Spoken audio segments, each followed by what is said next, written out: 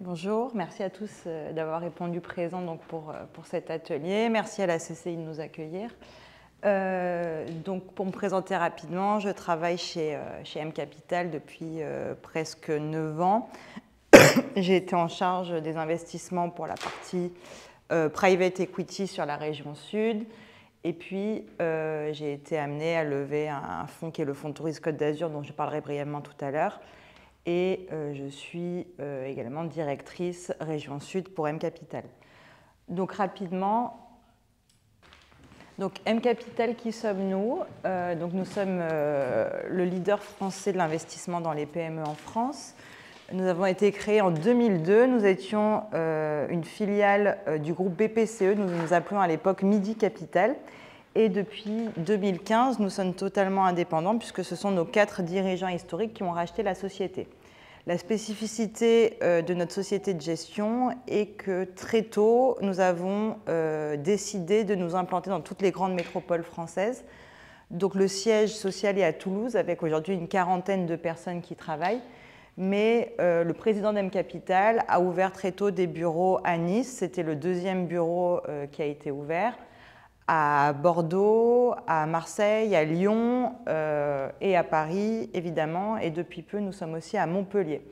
Pourquoi ce choix? Parce que nous voulons vraiment un acteur du financement territorial et nous voulons apporter aux dirigeants qu'on accompagne un maximum de valeur ajoutée, bien plus que du financement, mais une présence au quotidien, que ce soit pour des bonnes problématiques ou aussi quand il peut y avoir des difficultés à gérer dans la vie de l'entreprise. Donc aujourd'hui, M Capital, c'est presque 600 millions d'euros d'encours sous gestion, répartis sur 4 métiers principaux. Donc le cœur de métier d'M Capital, qui est le private equity, donc de l'investissement direct au capital de société en tant qu'actionnaire minoritaire, tout secteur d'activité confondu. Aujourd'hui, on a encore à peu près 120 PME en portefeuille. La deuxième activité, c'est du capital risque, qui est un peu plus marginal que le private equity. Nous avons un pôle immobilier avec des équipes immobilières réparties entre Paris et Toulouse. Ce pôle immobilier gère principalement des opérations de marchand de biens et du cofinancement auprès de promoteurs immobiliers sur des projets dans toute la France à un stade de pré-commercialisation des projets qui est relativement avancé. Et enfin, la dernière activité qui est la plus récente, qui a un peu plus de 3 ans chez M Capital, qui est la dette privée et qui consiste notamment en des fonds territoriaux dédiés au tourisme, avec le fonds tourisme Occitanie qui gère un peu plus de 120 millions d'euros et le fonds tourisme Côte d'Azur que nous gérons avec Olivier d'à peu près 50 millions d'euros.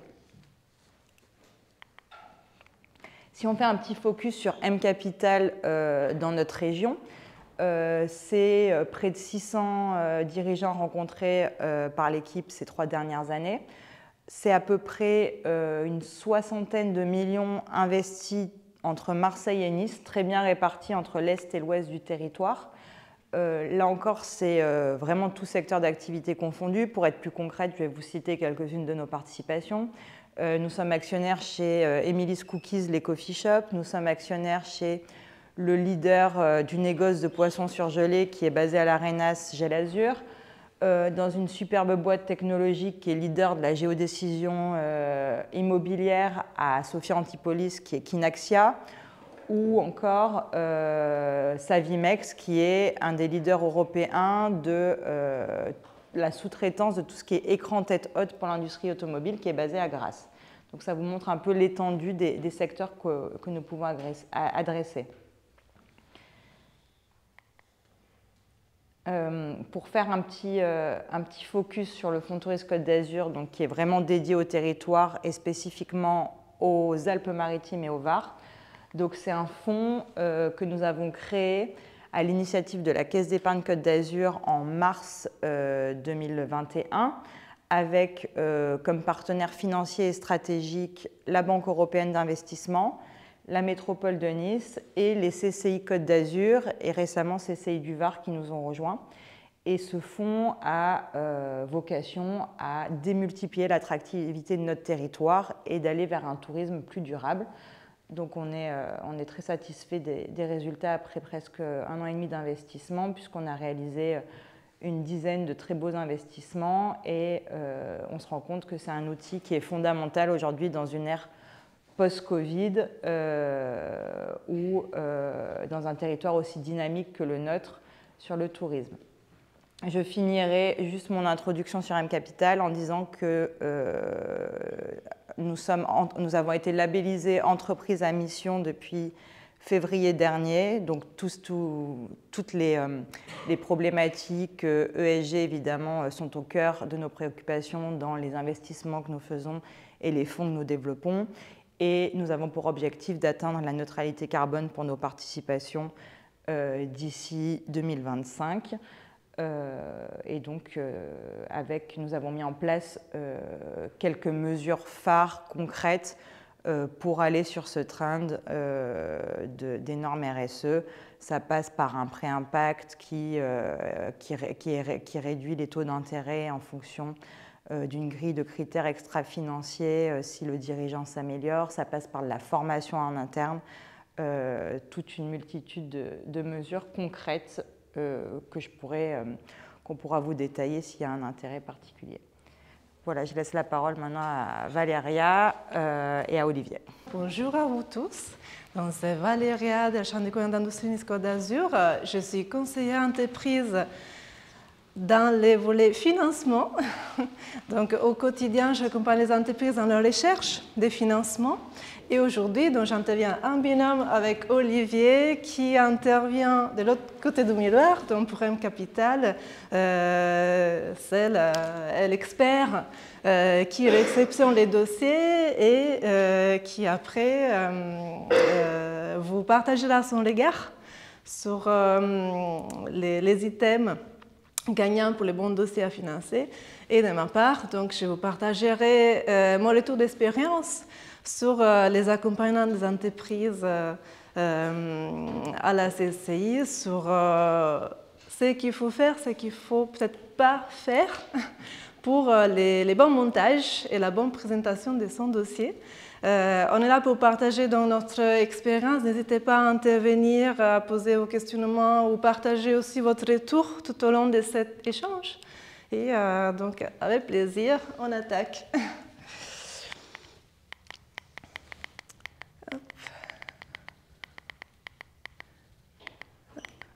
C'est on vous partagera les supports, donc vous allez voir en détail tout cela.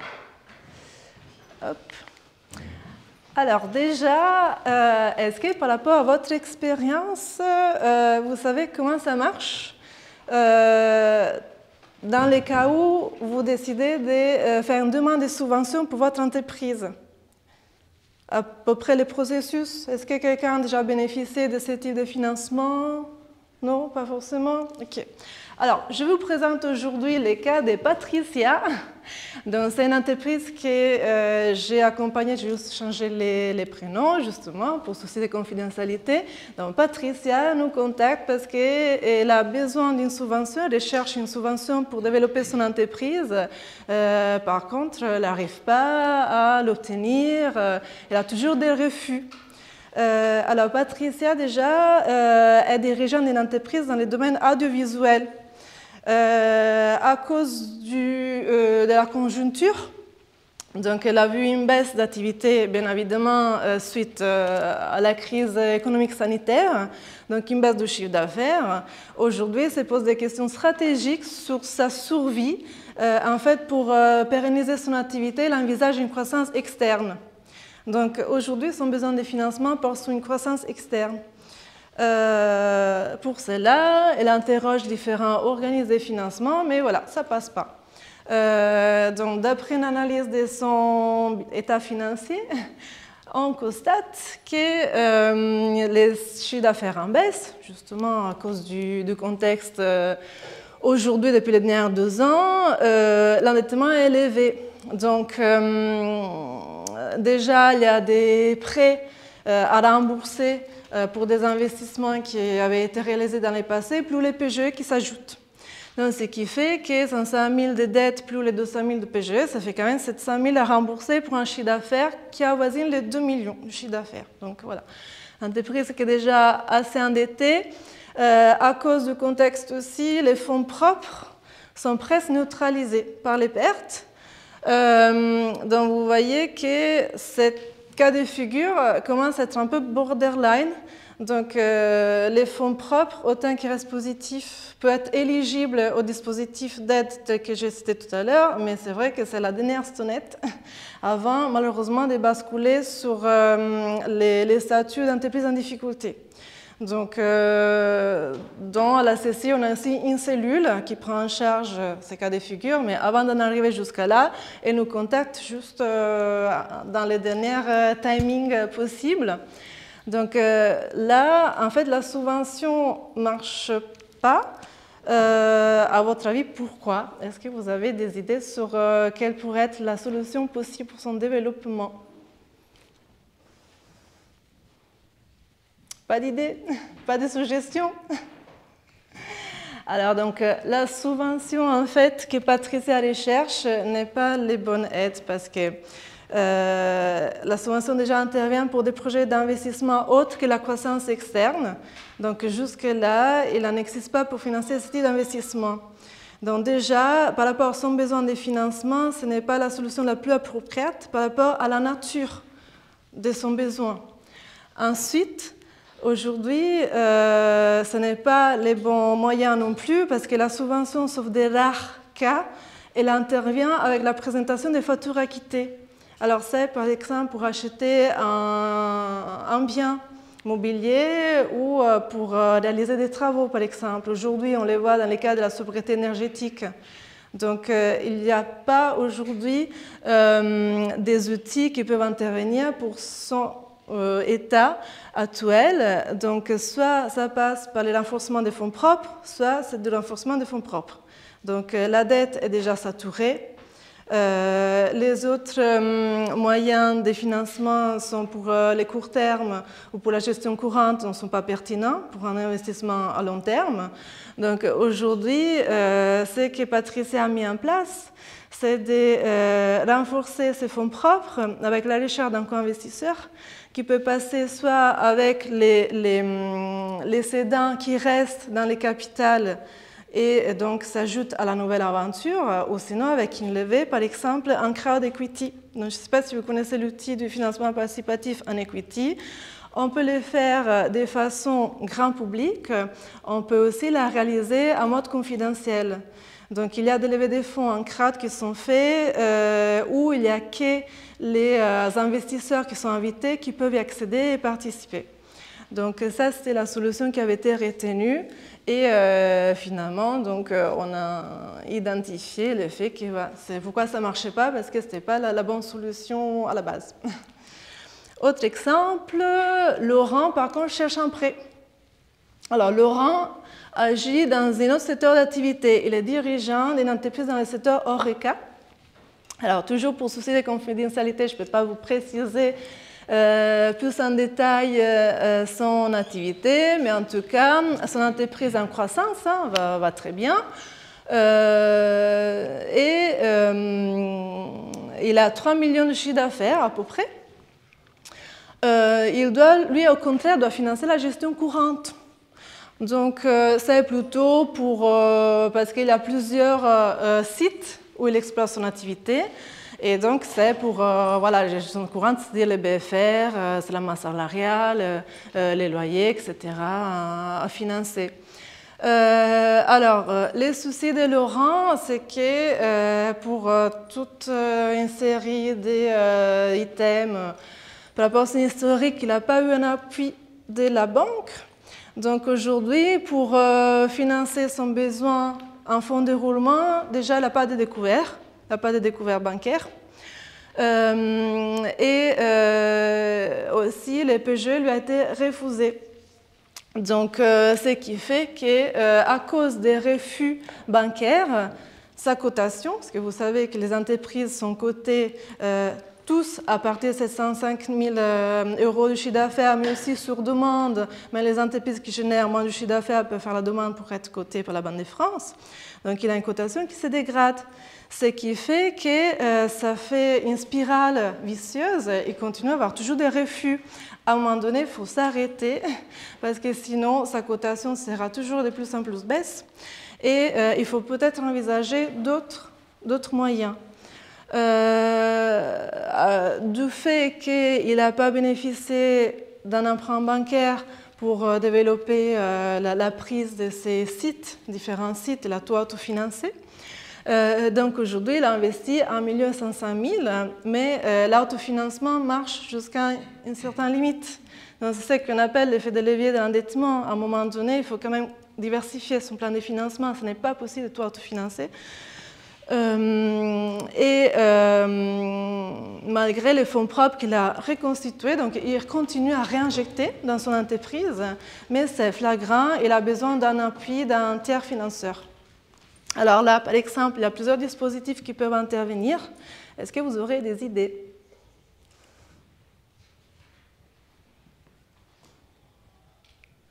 Aucune? Alors, pour Laurent, ce que j'ai fait, c'était déjà d'essayer de débloquer la démarche avec les banquiers. Donc, il y a des dispositifs qui peuvent venir en appui de la part des organismes tels que BPI ou la région Sud. Alors, BPI et où, parce qu'ils peuvent intervenir ensemble, la région peut déjà être garant. Donc, ce qui est intéressant, c'est que la garantie peut arriver jusqu'à 70%, ce qui n'est pas anodin. Ce qui sécurise aussi l'organisme bancaire dans l'octroi du prêt. Mais ce n'est pas suffisant.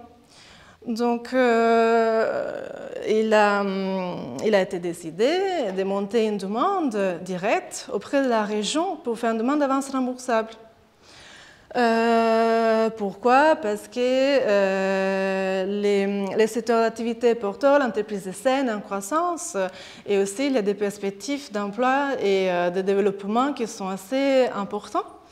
Certains dispositifs peuvent intervenir justement pour financer ces déploiements au sens large et débloquer après donc les portes et faire en sorte que déjà une avance remboursable peut intervenir de la part de l'organisme régional et après la banque peut suivre aussi. Donc c'est qui a pu donc donner une bouffée d'oxygène à l'entreprise. Et donc voilà, aujourd'hui, juste pour vous dire, c'est la rentrée et Laurent envisage d'ouvrir de nouveaux lieux d'exploitation. Donc toujours, c'est aussi les bons timings vis-à-vis de bons interlocuteurs. Donc voilà, pour le moment tout va bien, mais c'est vrai qu'il y a eu une période qui était assez critique. Donc ces deux exemples pour vous partager dans le fait que pour construire son projet, il y a certains éléments à prendre en compte, donc déjà les structurer, donc voir dans son ensemble quel est mon besoin de financement. Oui, d'accord, je dois peut-être acheter un véhicule pour mes livraisons, je dois investir sur un logiciel, je dois faire du développement économique, mais ce n'est pas que ça, c'est pour développer l'entreprise dans sa globalité. Dans les projets, il faut les structurer et surtout les formaliser parce que parfois ce n'est pas tout à fait perçu.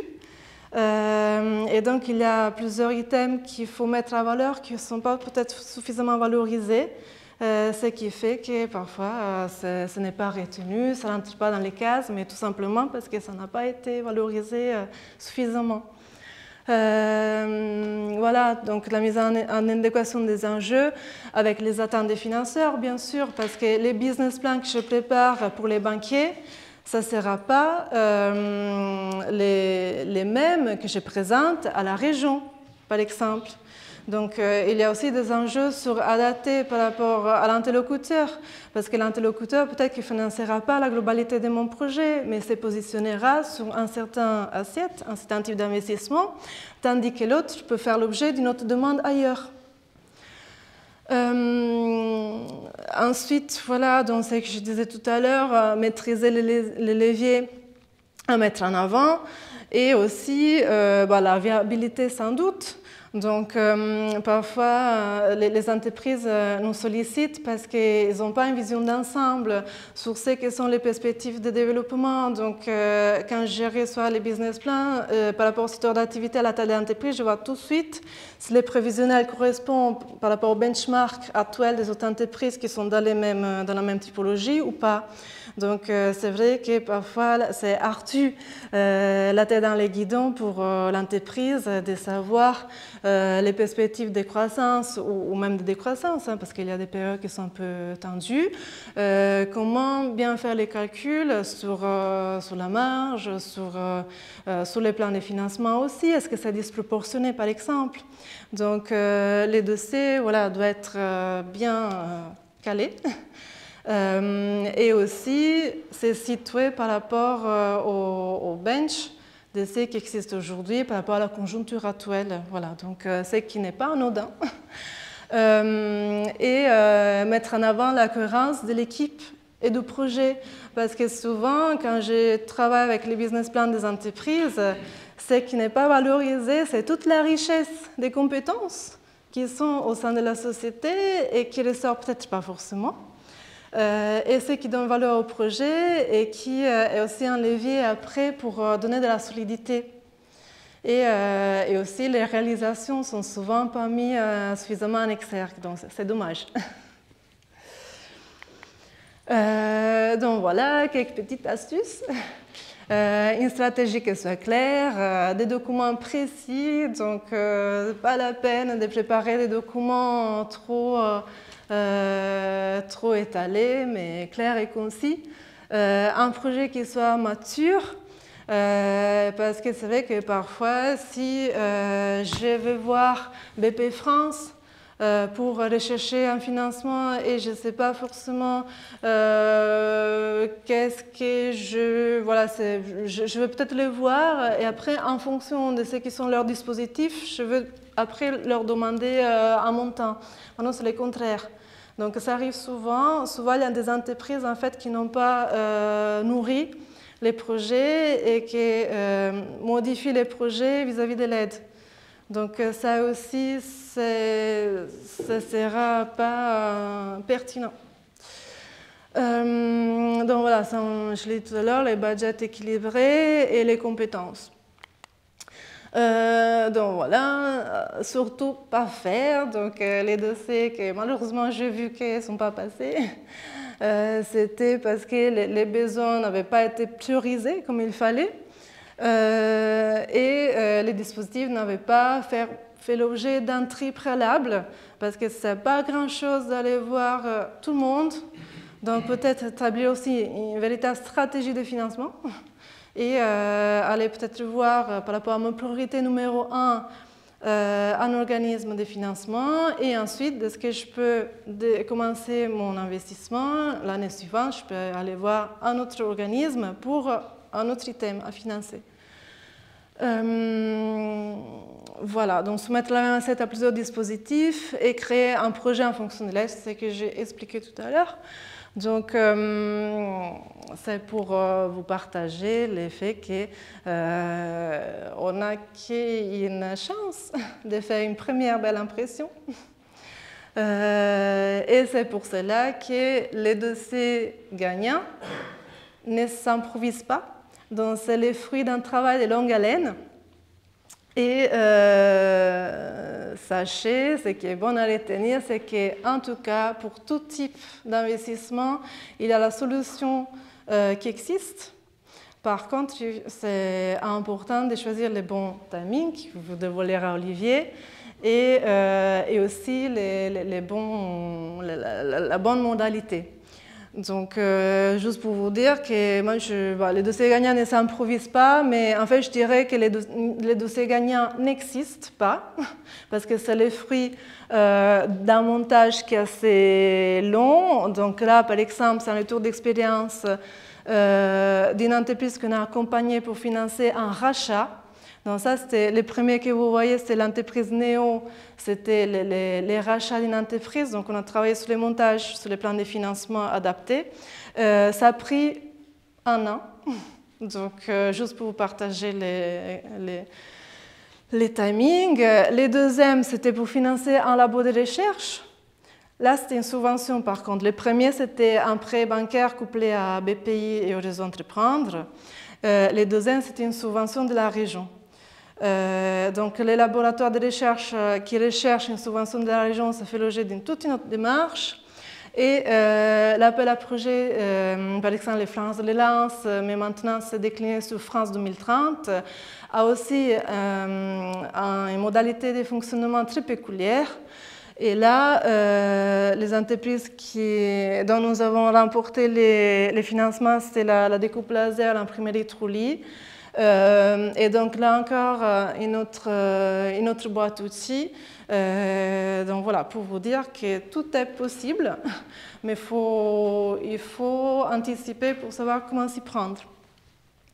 Je laisse la parole à Olivier avec son regard et son expertise. Donc merci beaucoup. Merci Valéria. Bonjour à tous. Donc Olivier Besançon, j'ai rejoint l'équipe M Capital il y a 2 ans donc pour déployer le fonds tourisme Côte d'Azur. Et puis je vais vous livrer un petit peu mon regard effectivement sur ce qui fait qu'un dossier peut être gagnant et les éléments qu'il faut fournir pour avoir le plus de chances de succès. Donc déjà être dans le bon timing, donc ça veut dire quoi? On va tout de suite évacuer les choses sur lesquelles vous avez peu d'emprise ou pas d'emprise, c'est-à-dire le contexte de marché. Sur les 20 dernières années, on va dire que le pays a connu une succession de crises. Elles ont pu être monétaires, financières, économiques, etc. C'est souvent des facteurs limitants pour accéder au financement. La dernière crise en date est là pour en témoigner. Elle peut être générale ou limitée à un secteur. Mais par contre, elle peut aussi apporter des opportunités.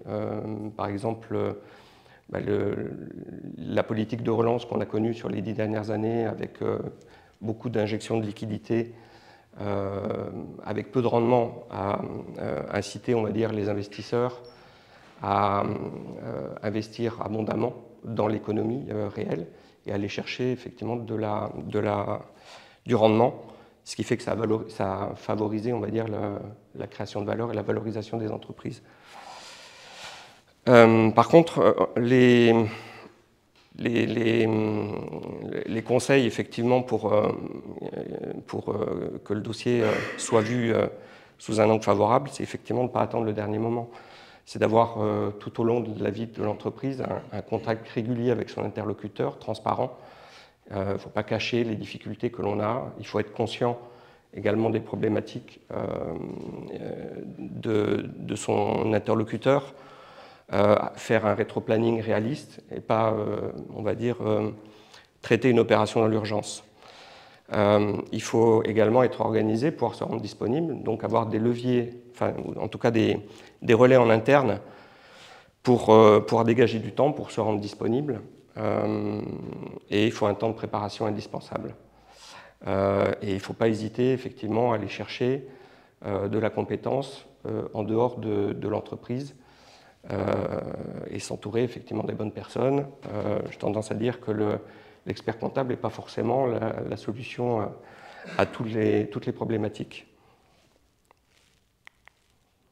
Les étapes clés, il y a beaucoup de résonance avec finalement ce que Valéria a mis en avant, c'est-à-dire qu'effectivement, il faut bien documenter et formaliser son projet, c'est-à-dire qu'il faut être à la fois synthétique pour ne pas perdre son interlocuteur, parce que trop d'infos tue le message, hein, donc il faut donner les éléments factuels et précis, et il faut qu'il soit suffisamment complet pour que le dossier soit priorisé et traité, c'est-à-dire qu'effectivement, si vous êtes en face d'un banquier, le banquier il va pas travailler en co-construction du projet avec vous. Donc il faut qu'il soit à un stade de maturité suffisamment avancé, il faut que le dossier soit suffisamment complet parce que votre interlocuteur en banque, lui, il a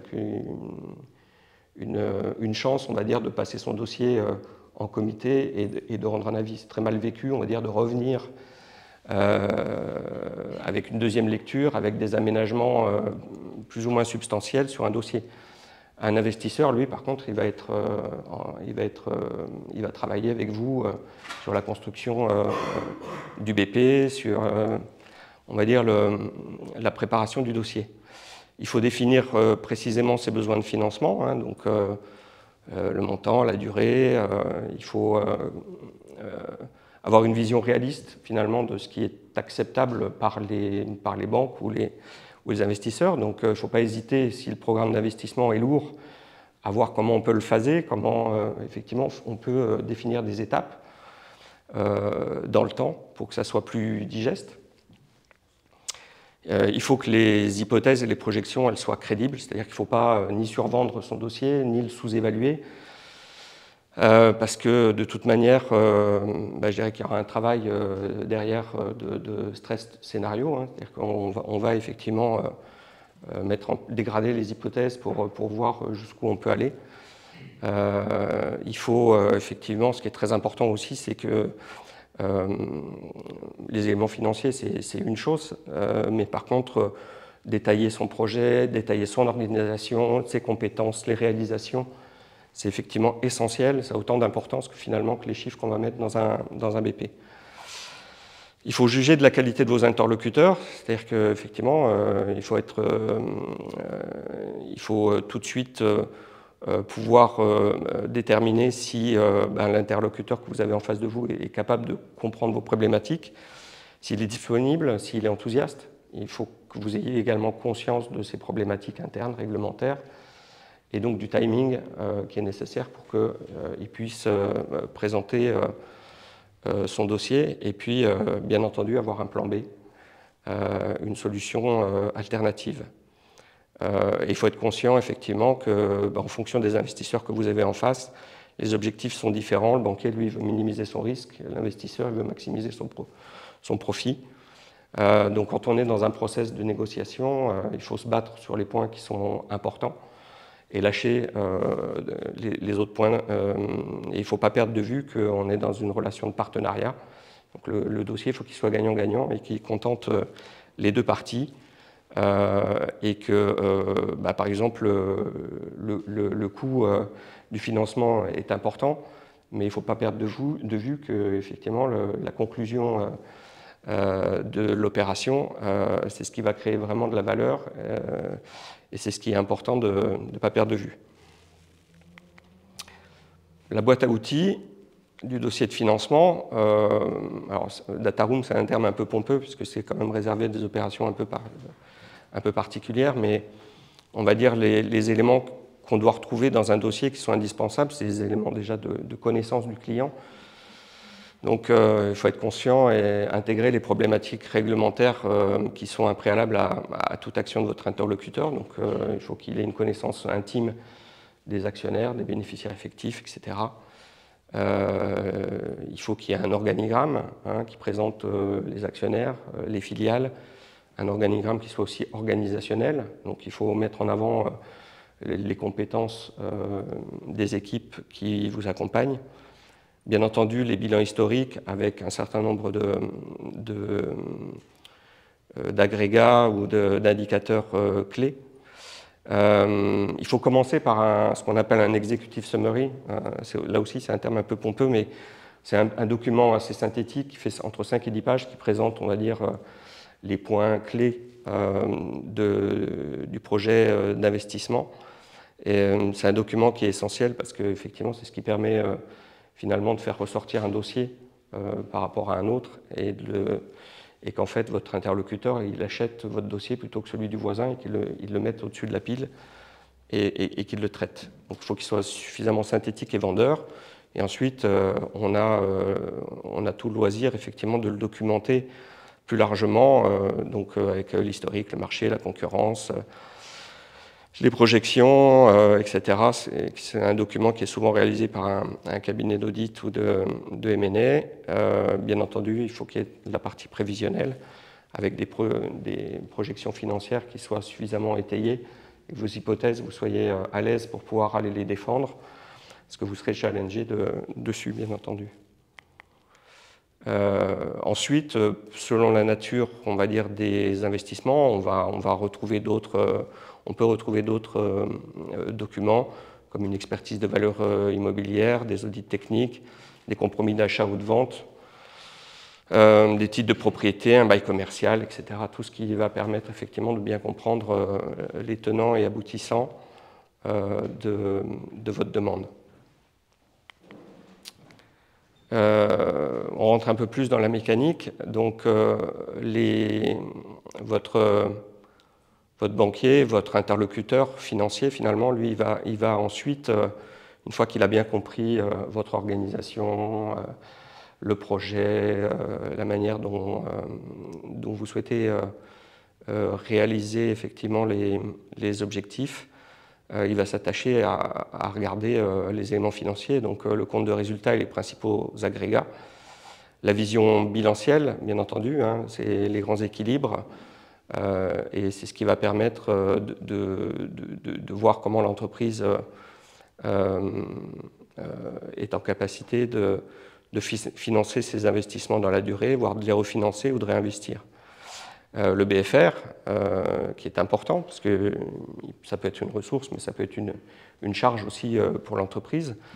Il peut y avoir des effets de saisonnalité qui sont à prendre en compte, parce qu'effectivement, quand vous allez présenter un BP, c'est une photo en fin d'exercice, mais pendant l'année, on va dire, l'entreprise, elle vit, elle peut avoir des besoins avec des swings de trésorerie à financer qui peuvent être importants. Et ensuite, le tableau de flux. Donc, c'est ces 4 éléments, on va dire, qui sont importants pour votre interlocuteur. Et ensuite, on peut retrouver un certain nombre de covenants. Donc, en plus des garanties traditionnelles, qu'est-ce que c'est que ce mot barbare? Donc, un covenant, c'est un indicateur de performance qui va permettre de suivre effectivement la réalisation des hypothèses dans le temps et de donner un droit d'exigibilité au prêteur, c'est-à-dire un droit de se faire rembourser à tout moment, voilà. Même si effectivement dans la vraie vie, il est rare que le banquier tire d'entrée de jeu quand effectivement il y a, on sait que la vie des entreprises n'est pas linéaire et que voilà, il peut y avoir une période un peu moins favorable, et on se met autour de la table, en tout cas ça donne un droit de regard et de remédiation. Voilà. Mais on va retrouver principalement 4 covenants. C'est le covenant de levier, qui est un covenant, on va dire, qui met en rapport la dette financière nette, diminuée de la trésorerie, avec l'EBITDA, et on va dire que ce qui est communément admis, c'est de rester dans un rapport de 1 à 3. Au-delà, ça devient compliqué pour une entreprise, effectivement, de se financer et d'investir avec le recours, effectivement, à son banquier. Le deuxième, c'est le ratio de gearing. Donc là, on n'est plus sur un ratio de structure financière. Donc on met en rapport la dette sur les capitaux propres. Donc là aussi, tant qu'on est en dessous de 1, on va dire, ça c'est bien. Au-dessus, ça devient de plus en plus compliqué pour un banquier de vous suivre. Le troisième, qui est le DSCR ou l'ISCR, c'est la couverture finalement du service de la dette par l'EBITDA. Donc, si ce covenant est supérieur à 1, tout va bien. Ça veut dire que l'entreprise assure le service de la dette et est en capacité de dégager de la trésorerie pour finalement investir, s'autofinancer, rémunérer ses actionnaires, etc., etc. Et le quatrième, qu'on voit plus dans les opérations immobilières, c'est le ratio de LTV, où on met en rapport, on va dire, la valeur de marché, d'où la nécessité d'avoir des expertises de valeur marchande. On le met en rapport de la dette financière. Et effectivement, ça permet finalement à votre banquier de mesurer la marge de sécurité qu'il a sur une garantie hypothécaire. Donc plus le rapport est dans des proportions jusqu'à 60-70%, c'est acceptable. Au-delà, ça devient effectivement plus compliqué. Quel mode de financement choisir? Donc j'ai essayé de reprendre un petit peu les circuits à privilégier en fonction de la nature des opérations, tant qu'on reste effectivement sur le financement de besoins courants. On finance une croissance organique, on va dire, normale, ou qu'on a un BFR effectivement qui est supportable. On va dire que le financement bancaire est le circuit à privilégier. Quand on est sur des opérations de financement d'acquisition très capitalistiques, qui touchent effectivement, sur lesquelles il y a une prise de risque plus importante, quand on est sur l'innovation, où on a des coûts de développement longs, on a un marché à créer, on ne sait pas vraiment quand est-ce qu'on sera bénéficiaire et on brûle du cash. Donc forcément, c'est moins facile d'aller voir son banquier dans ces périodes-là. Quand on a une croissance organique qui est très forte, également, ça devient compliqué à le supporter uniquement par recours à de l'endettement bancaire. La durée aussi de financement des investissements est importante. Un investisseur en fonds propres ou en quasi-fonds propres, il va être sur des durées d'investissement ou d'accompagnement relativement courtes, alors qu'un banquier va pouvoir financer des opérations sur 15 ans et au-delà. Voilà. Et la différence, c'est qu'on est sur un financement actif quand on est en recherche d'une solution de fonds propres, quasi-fonds propres, avec partage d'expérience, avec effectivement, on bénéficie d'un réseau. Et quand on est effectivement en face d'un financement bancaire, on est sur un financement passif, c'est-à-dire que l'intervention elle est limitée uniquement à la mise de fonds et au suivi dans le temps qu'effectivement ce qui est inscrit dans l'accord de crédit, les termes contractuels sont respectés. Les modes de financement, ils sont divers, ils peuvent se combiner aussi. Donc on a depuis quelques années des plateformes de financement de projets qui se sont créées. Donc soit du crowdfunding quand en face de vous, finalement, ce sont des particuliers qui acceptent de miser finalement sur votre projet. Le crowdlending, c'est quand on a des interlocuteurs qualifiés, des prêteurs qui peuvent venir financer votre projet. Le financement bancaire, bien entendu, qui est plus adapté aux projets classiques, parce que les marges sont réduites, parce qu'il y a quand même une aversion au risque du banquier, donc il ne peut pas faire n'importe quoi. Les investisseurs en quasi-fonds propres, donc là, ils sont de nature effectivement très différente, et on peut activer tel ou tel levier en fonction de la taille de l'entreprise. Les investisseurs en fonds propres, donc là aussi, c'est pareil, on va retrouver des gens très différents, souvent spécialisés dans une ou plusieurs phases. Donc on va retrouver la love money, donc ça c'est l'entourage proche, les amis, la famille, etc. Plutôt les premières phases des besoins de l'entreprise qui vont être couverts par ces gens qui ont confiance en vous et qui acceptent effectivement de vous accompagner au démarrage, des business angels et ensuite des fonds d'investissement. Et puis bien entendu, quand c'est possible, il y a l'accès au marché. Voilà, ça c'est la sortie finalement ultime. Les avantages et inconvénients principaux, là j'ai volontairement opposé la recherche de quasi-fonds propres à une solution plutôt de fonds propres. La différence c'est quoi? C'est que c'est la dilution dans le capital. Effectivement, le fonds propre, on ouvre son capital, on fait entrer des actionnaire, c'est une perte de contrôle, elle peut être minoritaire ou majoritaire. Il y a un partage des risques, mais aussi des bénéfices. alors qu'en quasi-fonds propres, on conserve la maîtrise de son capital, on conserve effectivement, dans la plupart des cas, toute latitude pour agir de la manière dont on estime que c'est la plus appropriée. Ensuite, les différences principales, ça va être le reporting. Le reporting va être plus ou moins élevé selon le type de solution. En fonds propres, effectivement, on a un reporting qui est assez lourd. Donc il faut que l'organisation en face, en interne, dans l'entreprise, elle soit en capacité à répondre à ce niveau d'exigence. Ensuite, dans la gouvernance, puisque effectivement, en quasi-fonds propres, on n'interfère pas dans la gestion, alors qu'en fonds propres, on a une place au conseil d'administration et on peut avoir un droit de veto, ou en tout cas bloquer un certain nombre de décisions. L'avantage, c'est effectivement l'expérience apportée, le réseau. C'est un effet miroir pour le dirigeant, donc ça c'est très important. La complexité et la longueur du process, et le coût. Effectivement, en quasi-fonds propres, on est sur un coût inférieur finalement au retour sur investissement des fonds propres que vous pourriez investir. En fonds propres, le coût est élevé. Voilà. Enfin, ça, je pense que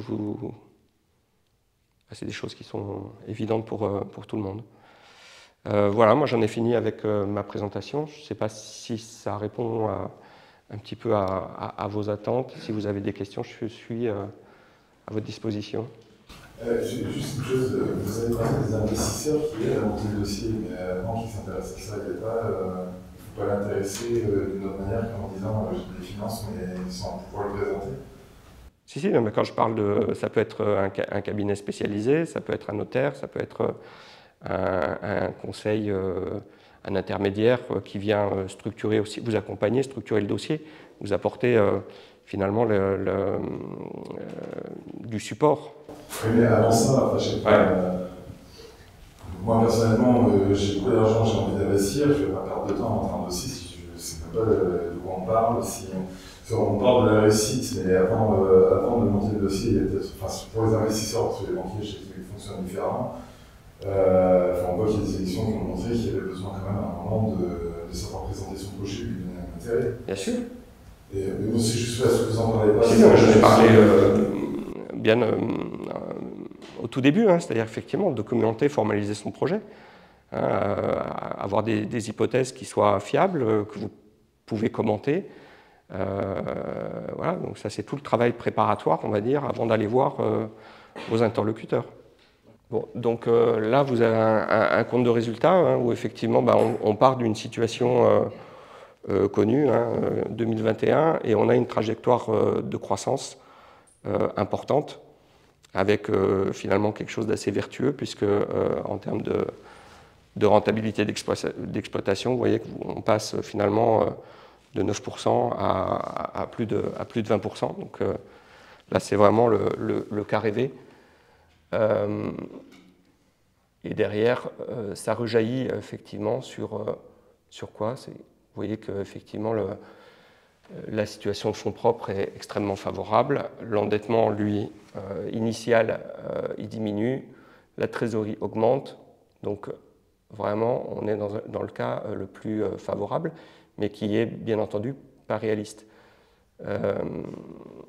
Puisque, on va dire que pour atteindre, on va dire, cette trajectoire de croissance, il va falloir investir dans du matériel, investir dans des hommes, également, pourquoi pas avoir des incidences sur le BFR, c'est-à-dire que si vous ouvrez un marché à l'étranger, par exemple, il va falloir produire des quantités suffisamment importantes, donc ça va venir rejaillir finalement sur votre stock. Les délais de paiement à l'étranger sont plus importants, donc on va dire que vous allez avoir une implication sur le niveau de BFR. Donc on va matérialiser tout ça. Là, on voit un petit peu les covenants de suivi que j'évoquais. Donc là, on voit hein, qu'on est systématiquement, pendant toute la vie du projet, on est très largement en capacité, bien entendu, de faire face à l'investissement de départ. C'est pareil, on voit que le désendettement, lui, de l'entreprise est très important et que le levier, lui, il reste largement en dessous des niveaux que j'avais évoqués qui sont plus compliqués. Mais par exemple, si... Donc c'est volontairement simpliste hein, ce que je présente, mais on va dire que là, on veut passer finalement d'une situation où on fait 3 millions d'euros de chiffre d'affaires à 7 millions en 5 ou 6 ans.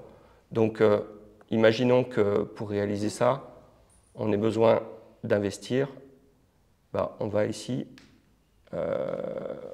mettre les investissements en face et on va regarder comment ça se passe. Donc, je ne sais pas, mettons 2 millions d'euros d'investissement.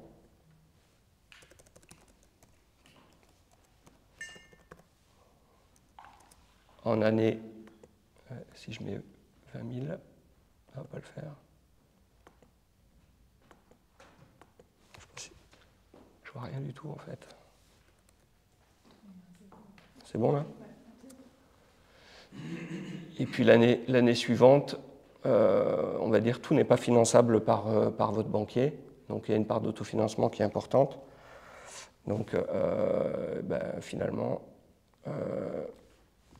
vous allez investir 1,5 million. Voilà.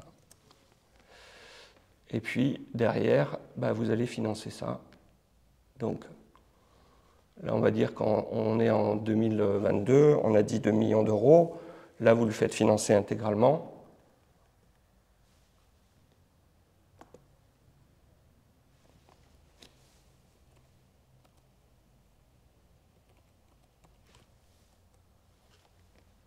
Sur 10 ans, pas de différé.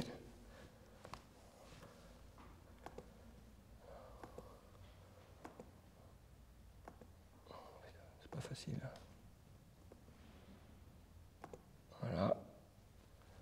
Et puis en année 3, on a dit 1,5 million, mais par contre, le banquier ne vous suit pas en intégralité. Donc par exemple, vous financez 1 million d'euros.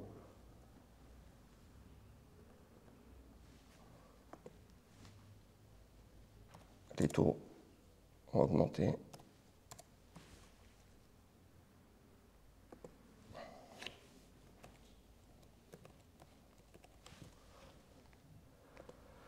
On est sur une durée plus courte.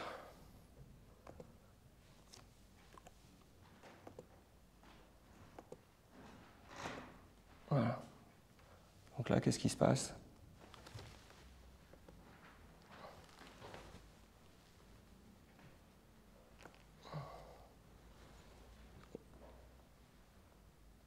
Donc là, on voit effectivement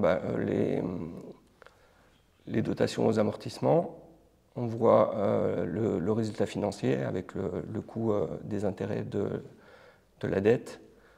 Donc ça vient écraser effectivement les résultats. Et derrière, qu'est-ce qui se passe? C'est qu'on avait un capital de départ de 550 000 euros. On a un non, ça ne va pas.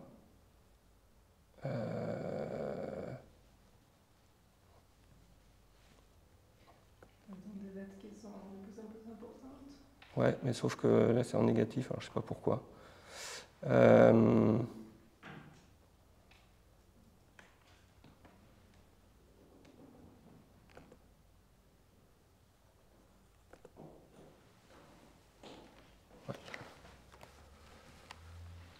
Bon, on ne va pas s'apesantir dessus parce que je vois pas grand-chose, mais ce que je voulais montrer, c'est qu'effectivement, derrière, plus vous mettez de l'endettement et plus on va dire que ça va devenir difficilement supportable, on va dire, pour un banquier de vous accompagner et que peut-être qu'à un moment donné, il va y avoir une phase à anticiper pour aller chercher finalement des solutions de financement alternatives. Donc ça peut être effectivement de la subvention publique, hein, mais ça peut être des investisseurs, comme on l'a vu, en crowdfunding, en crowdlending, voire une ouverture du capital, on va dire, pour pouvoir assumer ces niveaux de croissance voilà, qui sont importants. Oui, justement, je rejoins les commentaires d'Olivier. Là, on est dans le cas des immobilisations corporelles. Donc, par exemple, c'est intéressant de voir, d'avoir les réflexes. Dans les IMO corporels, qu'est-ce qu'il y a? Est-ce qu'il y a quelque chose qui peut faire l'objet d'une prise en charge, par exemple? Est-ce que je peux un peu faire essouffler la dette? Peut-être qu'une partie, je la prendrai en crédit bail. Donc, je ne vais pas tout les prendre dans l'actif. Donc, ça sera au fur et à mesure que je paie les loyers, peut-être avec ou pas option d'achat. Hein, donc, je peux toujours négocier. Si ce sont des dépenses, par exemple, pour la partie énergétique, aujourd'hui, il y a énormément d'enveloppes qui sont mises à disposition. Donc voilà, peut-être inventorier au préalable, donc comme on l'a dit, pour éviter d'en arriver jusque-là, d'exploser après les passifs, donc les remboursements des dettes. Ouais, donc peut-être que c'est possible de revoir la copie au préalable. Ouais, là on voit effectivement qu'on a des fonds propres qui augmentent régulièrement. Par contre, on a un niveau d'endettement qui est très élevé, on va dire, dans les premières phases, on va dire, du plan d'investissement. Et donc derrière, vous voyez, on a même une petite impasse de trésorerie ici en année 3 du projet, avant effectivement de retrouver beaucoup plus de latitude. Et au niveau des ratios, on voit que là c'est un petit peu différent. On a un point bas ici en année 3. On est sur un effet de levier là qui va être difficile à financer, hein, puisqu'on est au-delà de 3. Et pareil au niveau des ratios de structure. Donc ça veut dire que là, ce projet d'investissement, il faudra le phaser différemment ou il faudra trouver des solutions alternatives si effectivement votre interlocuteur bancaire n'accepte pas de financer l'intégralité. Mais on est d'accord que ces phases un peu délicates, si elles sont anticipées et qu'elles sont raisonnables, le banquier peut les comprendre et les accepter. C'est pour ça que ce que je vous disais, ce qui est très important, c'est d'avoir une discussion, des échanges réguliers avec vos interlocuteurs, transparents, pour qu'effectivement qu'ils comprennent là où vous voulez aller et la manière dont vous souhaitez y aller. Et peut-être que voilà, le plan d'investissement, il doit être phasé différemment dans le temps. Ou alors, il faut aller chercher effectivement des solutions complémentaires aux banquiers. Oui, parce que les quasi-fonds propres sont vus par le banquier comme un soutien complémentaire par rapport à votre dette bancaire, donc c'est confortable pour un banquier pour regarder un dossier avec des fonds propres vendus et des quasi-fonds propres que vient de mettre un partenaire de haut bilan. Typiquement sur le fonds tourisme Côte d'Azur, hein, sur lequel on intervient, on peut intervenir en obligation. Et en obligation, on est subordonné finalement au banquier, c'est-à-dire que le banquier a la priorité sur les garanties et il a la priorité sur le remboursement. Donc nous, il y en a une prise de risque très importante. On est assimilé à du quasi-fonds propre. Et donc on vient finalement renforcer la structure financière de l'entreprise, se substituer partiellement aux fonds propres qui sont investis. Typiquement, aujourd'hui, si on vous demande 20 ou 25% d'apport dans le projet, je dirais qu'avec une solution alternative, on peut réduire ce niveau d'apport, ou en tout cas on peut venir le compléter et asseoir finalement le projet pour qu'il soit plus facilement finançable. fait, il faut diversifier, comme si on faisait un investissement, enfin, en particulier, diversifier les différentes sources. Ouais. C'est ça, il faut diversifier et puis il faut être conscient finalement de la phase dans laquelle on se trouve pour identifier finalement la solution qui est la plus, qui est la plus réaliste, quoi. La meilleure pour vous. Et en fait, je compléterai justement dans les documents à présenter. Il y a un document qui est pivot, donc vous aurez les bilans prévisionnels, les comptes des résultats et les plans de financement. Justement, c'est là où vous allez identifier pour chaque besoin financier la ressource qui correspond. Et donc, quand vous dites oui, diversifier au maximum est la bonne recette. Et comme Madame disait tout à l'heure, ça peut juste l'effet de coupler les différents outils. Comme vous disiez tout à l'heure, Madame, ça peut faire la fourchette de 1 pour 1. Donc pour 1 euro qui est octroyé, de l'autre côté, il y aura 1 euro aussi qui est apporté. Donc ça permet vraiment de doubler les tickets. J'imagine qu'en gros, ça augmente la crédibilité, mais aussi ça, finalement, pour les banquiers, ça partage un peu le risque. C'est ça. Mais même juste rien que la garantie, par exemple. C'est pareil, enfin, on a dit que les 2 millions d'euros d'investissement en année 2, ils étaient financés intégralement par le banquier.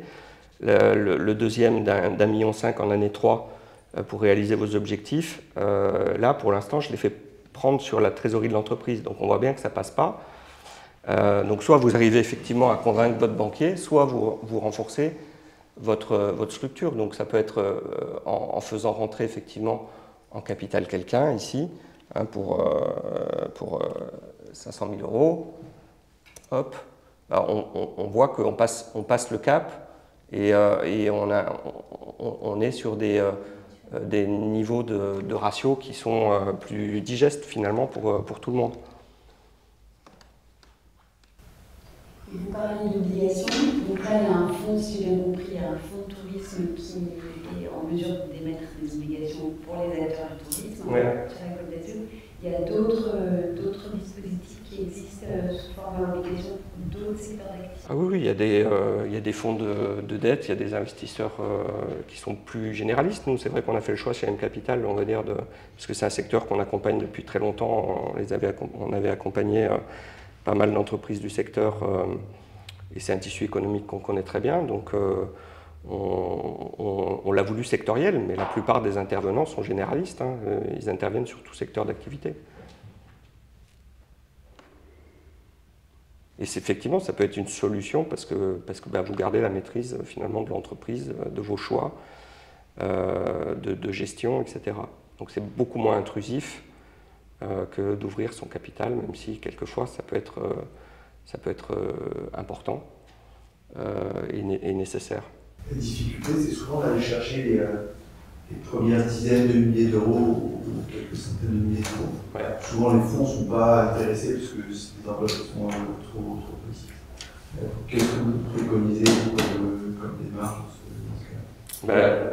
Effectivement, enfin, vous avez raison, puis c'est ce que je mettais aussi dans mon tableau, c'est qu'il y a un certain nombre de secteurs d'activité qui ne vont pas plaire à des investisseurs en capital.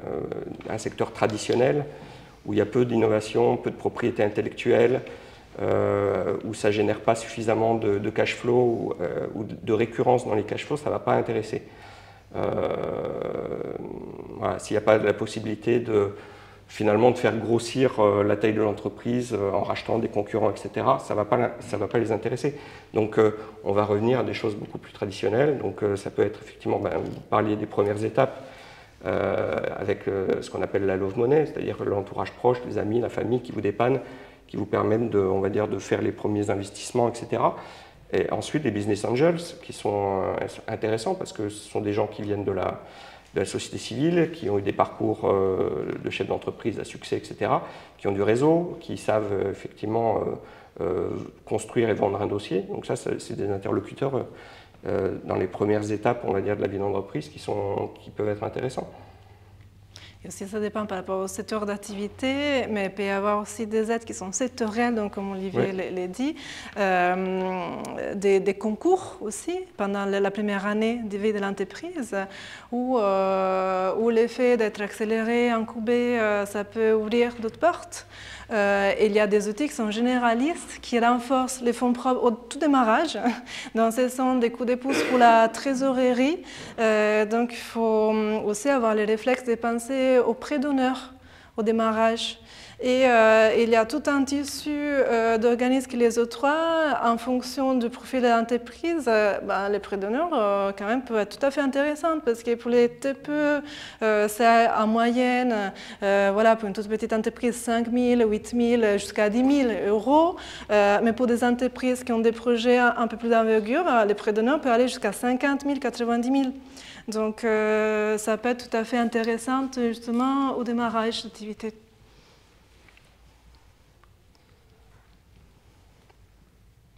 Le réseau Entreprendre aussi, c'est intéressant parce que là, pour le coup, on est sur un accompagnement totalement désintéressé, entre guillemets, avec des chefs d'entreprise qui mettent leur temps à disposition pour... on va dire que c'est ce qui est le plus important dans les phases de démarrage, c'est d'avoir un effet miroir finalement de vos pairs, de gens qui sont déjà passés par les étapes que vous êtes en train de vivre. Et ça c'est essentiel parce que le pire ennemi du chef d'entreprise finalement c'est la solitude devant la prise de décision. Donc c'est bien pour ça d'ailleurs que dans les grandes entreprises, dans les conseils d'administration, on trouve des gens qui viennent de bords très très différents parce qu'ils amènent chacun une vision qui peut venir enrichir l'entreprise, qui n'est pas forcément la vision du secteur d'activité que l'entreprise a. Voilà. Et c'est du partage d'expérience. Vous évoquiez tout à l'heure l'executive summary pour présenter le projet, et donc, comme Ludwig faisait la remarque tout à l'heure, vendre son projet. Vous parlez de 5 à 10 pages. Qu'est-ce que vous mettez? Quelles sont les règles de rédaction d'un executive summary? On y met en condensé finalement tout ce qu'on a vu avant, c'est-à-dire c'est répondre à qui, quoi, comment, où, finalement, avec des choses très factuelles, très pratiques. Et c'est vrai que trop d'informations tue le message. Je me rappelle, Laetitia aussi, on a eu un dossier à un moment donné où on avait un document de présentation sur un projet, ça faisait 50 pages, il y avait beaucoup d'éléments de marketing, machin, ça partait dans tous les sens. Donc là, finalement, ça envoie un message qui est pas le bon, quoi. Donc il faut être... C'est pas assez synthétique. Donc c'est difficile d'acheter, puis ça envoie un message, effectivement, où on n'est pas capable de condenser et de synthétiser son... Voilà. Et ce qu'il faut voir, c'est que vos interlocuteurs en banque, vos investisseurs, finalement, ça fonctionne en goulot d'étranglement, c'est-à-dire qu'il y a beaucoup de dossiers, beaucoup de sollicitations, etc. Et finalement, on va identifier les quelques dossiers sur lesquels nous, on va pouvoir mettre de l'énergie et du temps. Voilà. En fait, du coup, le fait de pouvoir augmenter, au final, ça montre aussi qu'on n'a peut-être pas assez confiance en ce qu'on fait, j'imagine. Si, quoi. D'argumenter 50 pages, ça montre finalement qu'on a absolument besoin de tout dire, alors que c'est peut-être un manque de confiance en ce qu'on nous propose. Ouais. Alors c'est vrai que souvent ce qui est un frein au financement, c'est ce qu'on appelle l'asymétrie de l'information, c'est-à-dire qu'effectivement, le chef d'entreprise, lui, il connaît son produit, il connaît son organisation, etc. Il a beaucoup d'idées sur la manière dont il veut finalement avancer.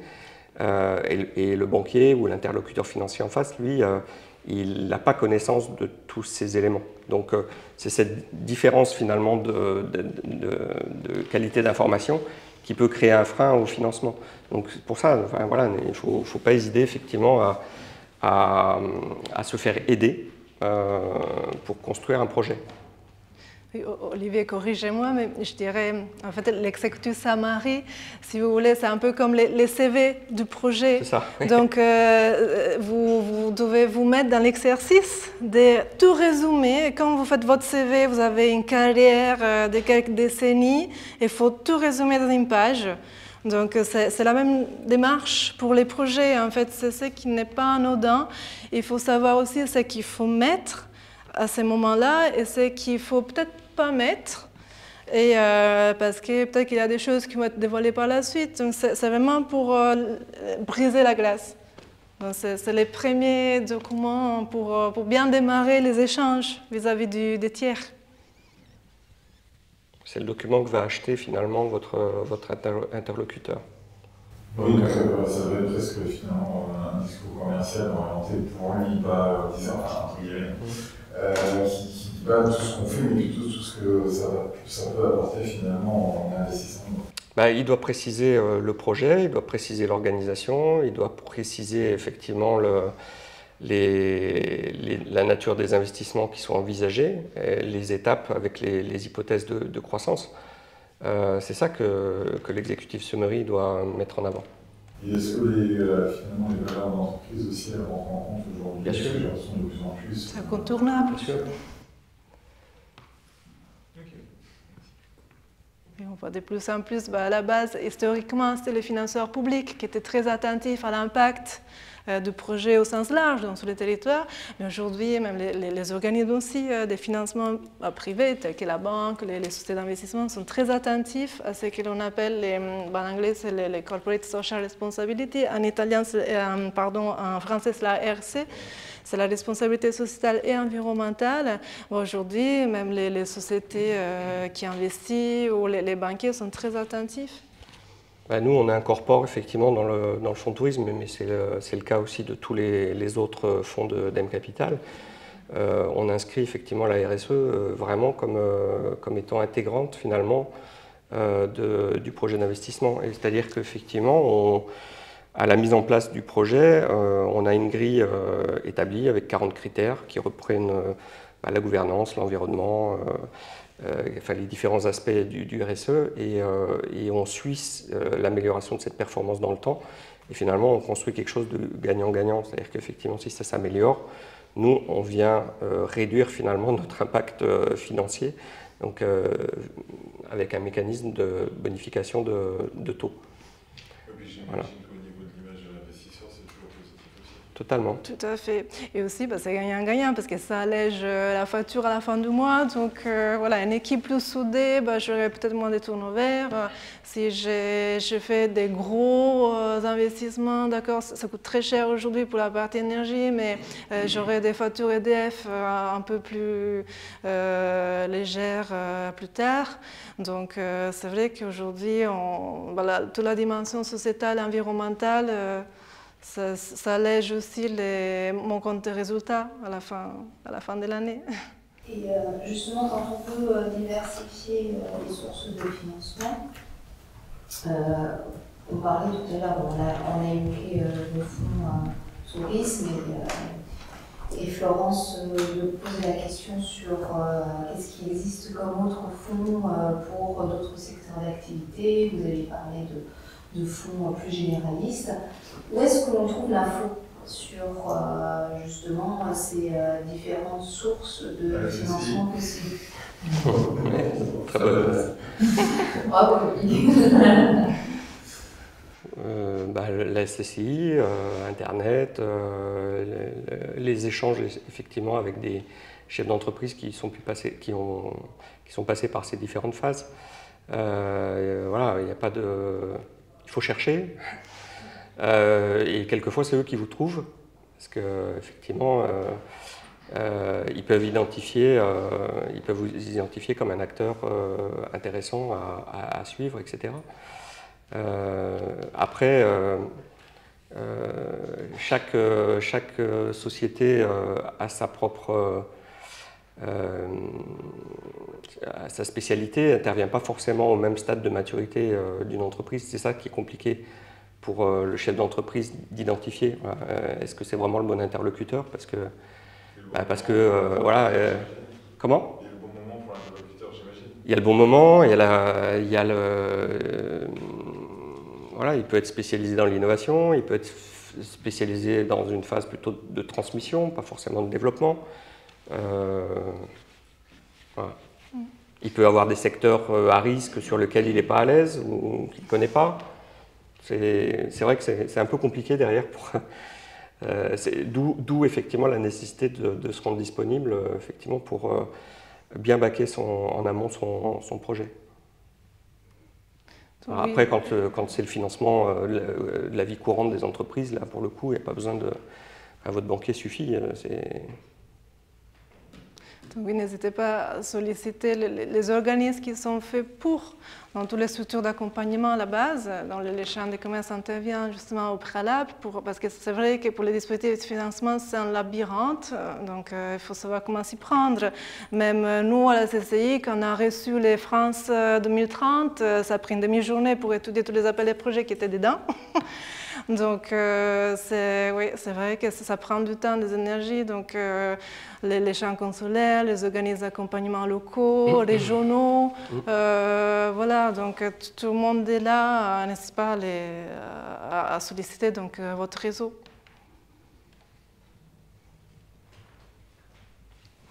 Il ne faut pas rester isolé, hein, effectivement. Il faut pouvoir discuter, s'ouvrir et aller chercher de l'information qualifiée. J'imagine qu'il y a des réseaux pour l'innovation avec une vallée Canisa, par exemple. J'imagine que ces réseaux sont intéressants. Tout à fait. Vous êtes dans quel secteur d'activité? En fait, je m'en dans la communication et justement, on a eu une idée, parce que je fais du storytelling et du motion design à base, et on a eu dans l'idée de préparer finalement un release, si on peut appeler ça comme ça, pour aider les startups finalement justement à faire cette partie de préparation, de vente finalement de son dossier avant que les personnes ne le connaissent dedans. Ça commence par les étapes aussi de loi sociale, etc. La communication en son intérêt, mais je voulais la confirmation justement de ce qu'on a dit sur la niveau. Ce serait peut-être intéressant de faire un petit tour de table, pour savoir dans quel secteur d'activité, ce que vous faites. Et voilà, je sais, on va peut-être commencer par madame. Laurent Barrette, je suis responsable de la communication du marché chez Alinor, on est créateur et fabricant de luminaires. C'est une entreprise à activité traditionnelle et on est avec de l'innovation, un peu d'innovation dans nos produits, mais plutôt sur la manière dont on les fabrique et notamment sur cette partie réduction d'impact environnementaux de l'activité de son D'accord. C'est plutôt pour le résidentiel, pour le particulier ou c'est de la décoration, oui. D'accord. Donc nos segments de marché, c'est l'artistique de décoration, de luminaires, de galeries, des artisans d'intérieur, parce qu'on est en capacité de faire du sur-mesure sur des ateliers ici. On travaille beaucoup avec les artistes et les décorateurs d'intérieur. Et puis un troisième segment de marché, ce sont les distributeurs de matériel de bureau, parce qu'on a une galerie de bureaux ici qui est conséquente, avec des projets d'investissement, de rénovation de locaux et d'investissement de outils industriels. J'imagine. Machine des groupes. Exactement. Vincent Giraud, moi je suis expert comptable, associé dans notre cabinet qui s'appelle PKF Partiel. L'idée qu'expert comptable n'était pas le bon interlocuteur. Pas toujours. Pas toujours. Vous n'avez pas, si ce n'est qu'en fait, je pense qu'il peut jouer un rôle de chef d'orchestre, mais en tout cas de facilitateur et d'orienter vers les bons interlocuteurs. Moi, ce que j'ai retenu, c'était surtout dans la présentation que Valérie Sélabès, où en fait il y a ces notions de benchmark, en fait, quand un dossier vous arrive, de benchmarker par rapport au reste par rapport à ses concurrents et à son business. Donc ça, c'est quelque chose d'intéressant, parce que c'est vrai que nous, on va chercher des informations dans l'open data, dans tout ce qu'on a à disposition, mais je pense que vous, en tant que chambre de commerce, vous avez vraiment cet atout et cet avantage qu'il faut mettre en profit. Alors Elia, je me commercial chez Atalian, un groupe de nettoyage industriel. très intéressant de voir les opportunités, même pour un robot qui cherche leur. Martin Ligas, je suis banquier d'affaires chez Smart Entrepreneur. On parlait tout à l'heure de cabinet M&A, donc nous on fait du M&A, on fait le fonds, voilà. Oui, je un petit peu. Et effectivement, ces process-là, c'est des process compliqués quand on veut s'adresser à des fonds d'investissement. Le chef d'entreprise, il fait ça une fois dans sa vie, 2 fois dans sa vie, mais c'est des process qui demandent un accompagnement pour solliciter les bons fonds au bon moment, pour les bonnes thèses d'investissement. Donc, nous, on accompagne le dirigeant de la rédaction de l'exexum jusqu'à la levée des fonds.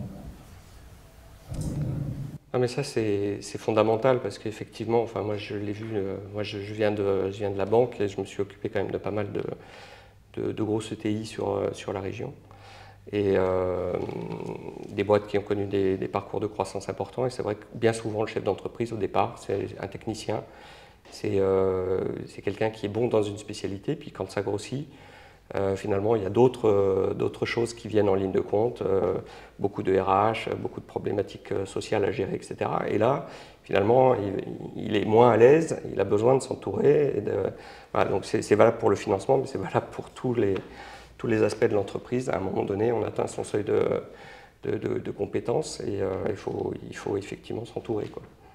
Solène Ralise, bonjour tout le monde. Moi, je suis directrice commerciale dans un groupe qui est spécialisé en marketing digital, qui s'appelle Business Accelerator Enterprise. Moi, j'ai trouvé ça très intéressant aussi, l'intervention ce matin, parce que sur le papier, ça paraît toujours très simple. Et typiquement, on a 5 entités au sein du groupe, donc une partie techno aussi. Donc, on a connu un petit peu ces phases de demande de financement sur tout ce qui est innovation, technologie, etc. J'ai trouvé ça vraiment pour le coup très intéressant. Et au-delà de ça, on accompagne aussi beaucoup nos clients, les conseille beaucoup sur comment trouver des financements dans le cadre de leur développement, de l'activité. Moi, je suis très proche on fait de l'accompagnement conseil digital, mais on touche finalement tous les sujets dans le cadre de leur développement, donc j'ai vraiment trouvé ça intéressant ce matin. Merci beaucoup. Sylvain Herzog, je suis le dirigeant d'Occhio, et Occhio, on accompagne les entreprises dans les financements diversifiés, ça peut en être un, dans la récupération des charges sociales et fiscales qu'elles payent entre autres aux administrations.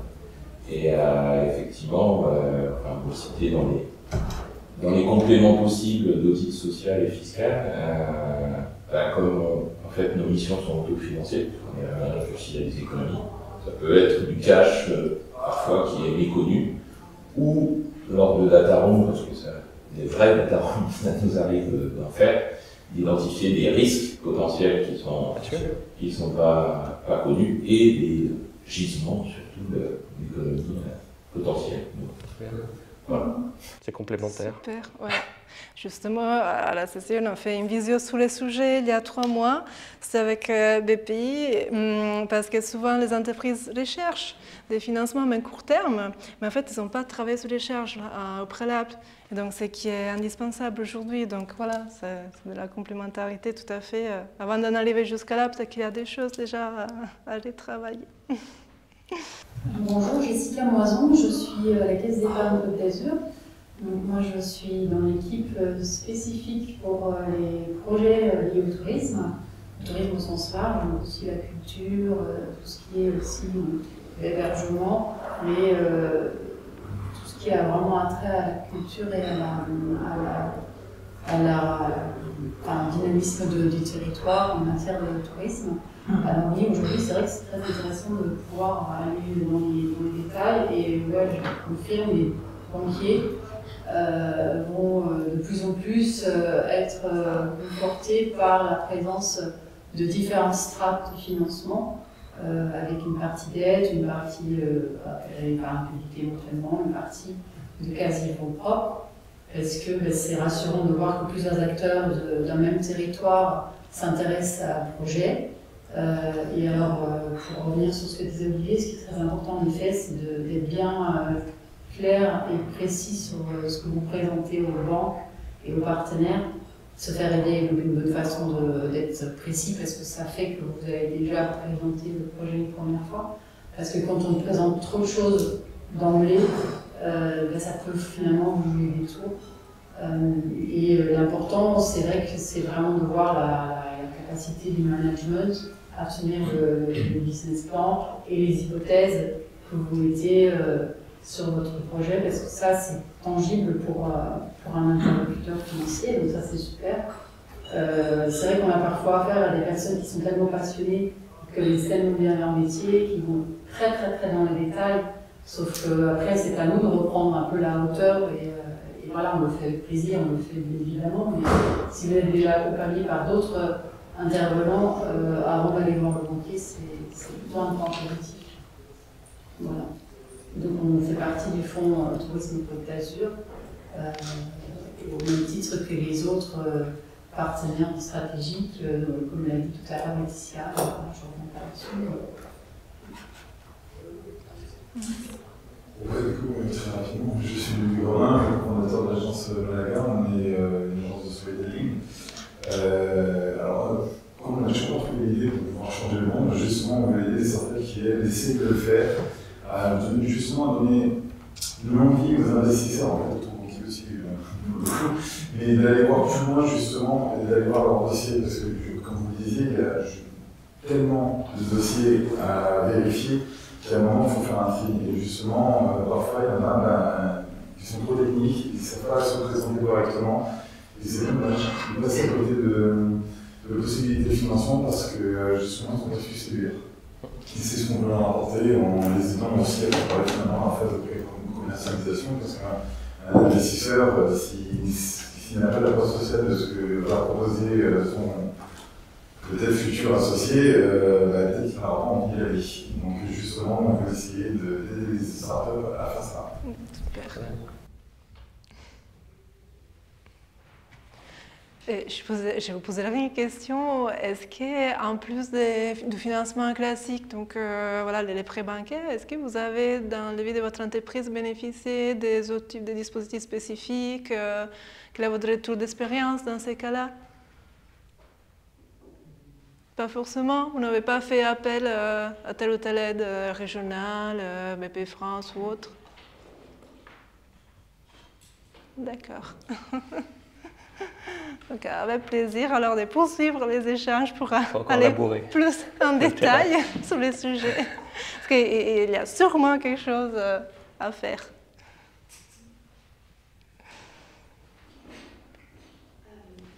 Si vous avez fini de poser des questions, si vous avez d'autres questions, je pense qu'on peut clôturer. On va de toute manière mettre à votre disposition les contacts des différents intervenants si vous voulez avoir des échanges plus privés avec eux. Voilà. Merci beaucoup. Merci à tous.